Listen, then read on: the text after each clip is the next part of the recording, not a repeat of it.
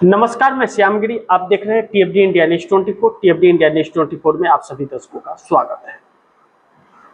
छात्र आंदोलन ने भारतीय जनता पार्टी के अंदर एक कलह वाली स्थिति पैदा कर दिया है और यह कलह भारतीय जनता पार्टी के लिए बहुत बड़ी मुश्किल खड़ा कर रहा है।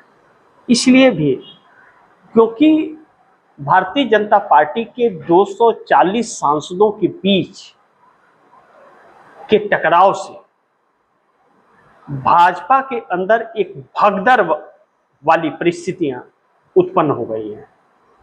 और जब भगदड़ मच रही है तो यह क्यों मच रही है? सबसे बड़ी समस्या यह है कि अब मोदी के और अमित शाह की जो रणनीति है, इससे नेताओं के राजनीतिक कैरियर पर बहुत बड़ा आघात पहुंच रहा है।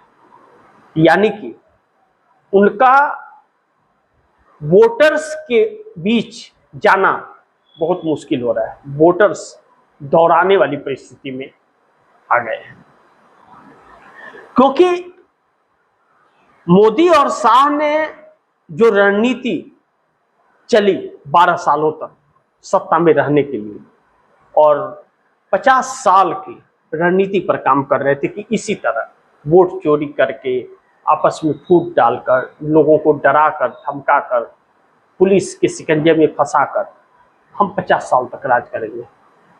यह बात अमित शाह ने पार्लियामेंट के अंदर ऑन रिकॉर्ड कही है।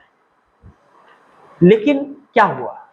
10 साल होते होते 2024 लोकसभा चुनाव में बहुमत के 272 के जादुई आंकड़े से नीचे आकर 240 पे टिक गए। और इस 240 सांसदों के अंदर भी 240 निष्पक्ष तरीके से चुनाव जीत करके नहीं आए हैं।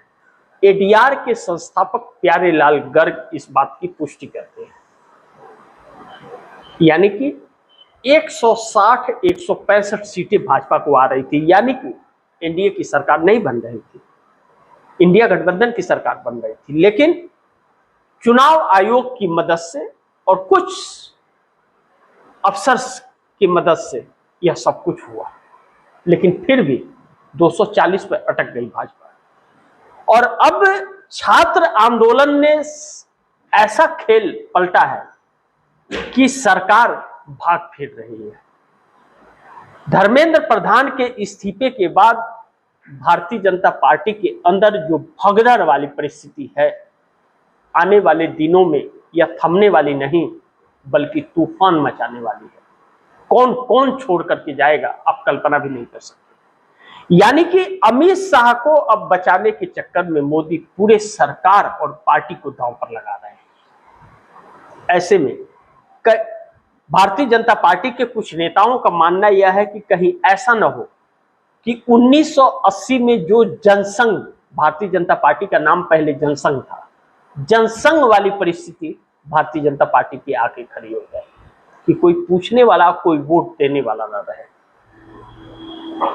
तो फिर इस बार राम मंदिर के नाम पर 10-15 साल तक पूरा उसे मंथन करते करते करते राम के नाम पर आ गए और वही राम मंदिर का चंदा चोरी इनके जाने का कारण बन रहा है। तानाशाहियां जाने का कारण बन रही है। पाखंड, फूट डालना, लूट इनके एक आईने की तरह इनके सामने आके खड़ा है। अब अमित शाह के इस्तीफे की मांग छात्र कर रहे हैं, विपक्ष इंडिया गठबंधन कर रहा है, और जब कर रहा है तो सरकार फंस गई है।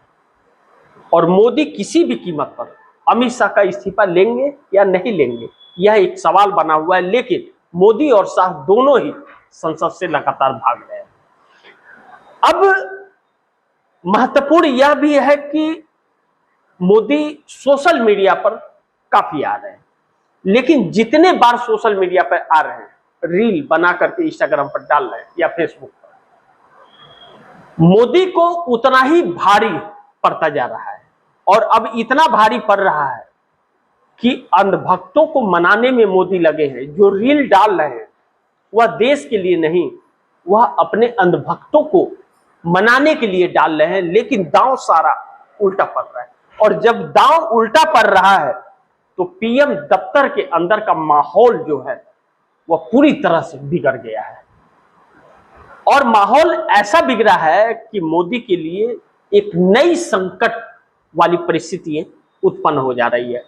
अब ऐसे में मोदी के लिए अपनी सरकार को बचा पाना बहुत मुश्किल हो गया है, क्योंकि संसद के अंदर और संसद के बाहर विपक्ष पूरी तरह से मोदी सरकार पर हावी हो गया है। और भारतीय जनता पार्टी के अंदर ही नितिन गडकरी, चाहे राजनाथ सिंह हो, ऐसे लोग सरकार के पक्ष में नहीं है।